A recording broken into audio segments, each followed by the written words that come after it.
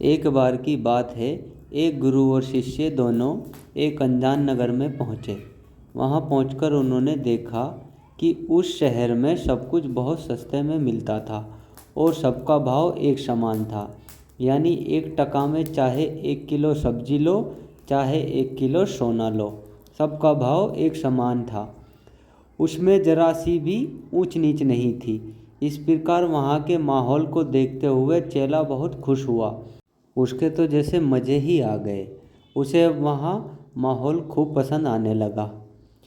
लेकिन उसके गुरु को ये बात बिल्कुल ठीक नहीं लगी।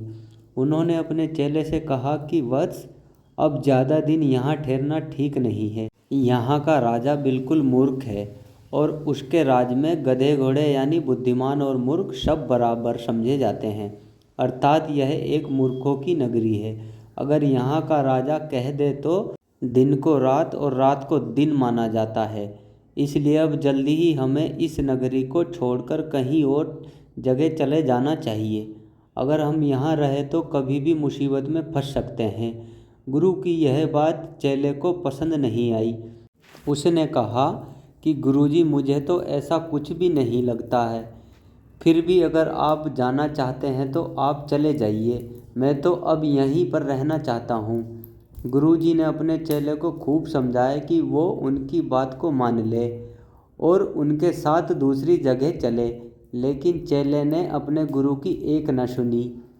अब गुरुजी ने अकेले ही जाने का निश्चय किया और जाते जाते उन्होंने अपने चेले से कहा, देखो वत्स, अब जैसी तुम्हारी इच्छा है, फिर भी तुम अपना ख्याल रखना और अगर कभी मुसीबत आन पड़े तो एक बार मुझे ज़रूर याद कर लेना।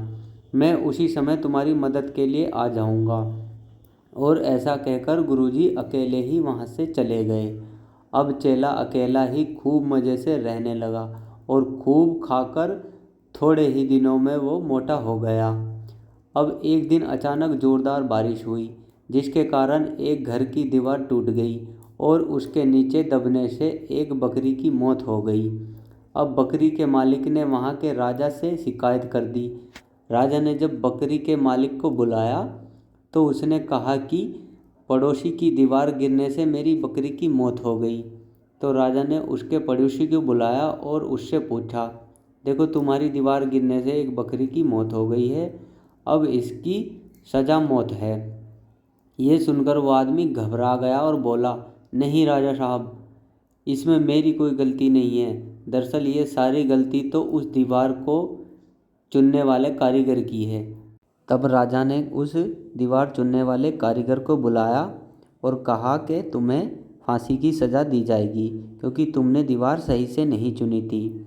उस मिस्त्री ने कहा, नहीं राजा साहब, इसमें मेरी कोई गलती नहीं है। अब ये तो उस व्यक्ति की कमी हो सकती है जिसने उस समय दीवार का मसाला तैयार किया था।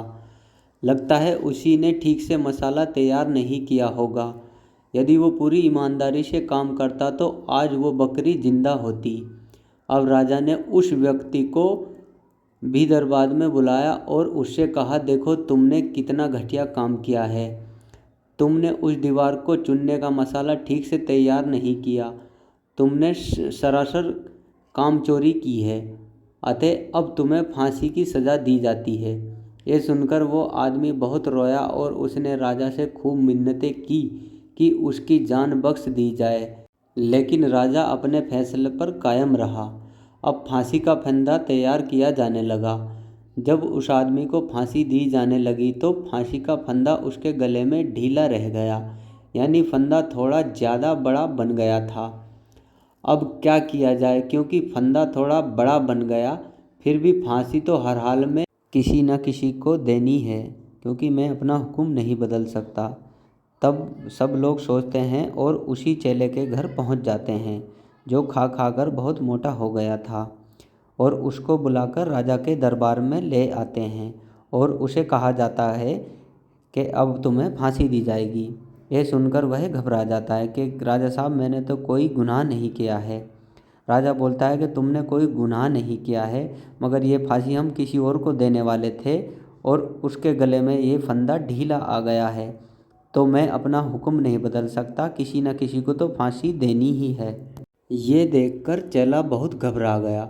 उसने राजा से खूब मिन्नतें की कि उसकी जान बख्श दी जाए, क्योंकि उसने तो कोई गुनाह ही नहीं किया है। लेकिन राजा ने उसकी भी बात नहीं सुनी और चेले से कहा, देखो युवक, हम किसी और को फांसी की सज़ा का हुक्म सुना चुके हैं, लेकिन उसके गले में ये फंदा बहुत ढीला है, इसलिए उसके बदले में अब तुम्हें फांसी दी जा रही है। अब मैं अपना हुक्म तो वापस नहीं ले सकता, इसलिए इस फंदे पर किसी को तो झूलना ही पड़ेगा।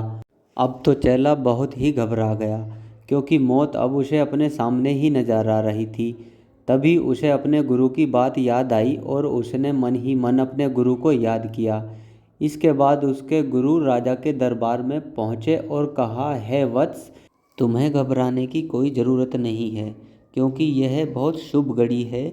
इस शुभ घड़ी में तुम्हें मृत्यु प्राप्त हो रही है। इस शुभ घड़ी में मृत्यु प्राप्त होने से स्वर्ग के रास्ते खुल जाते हैं।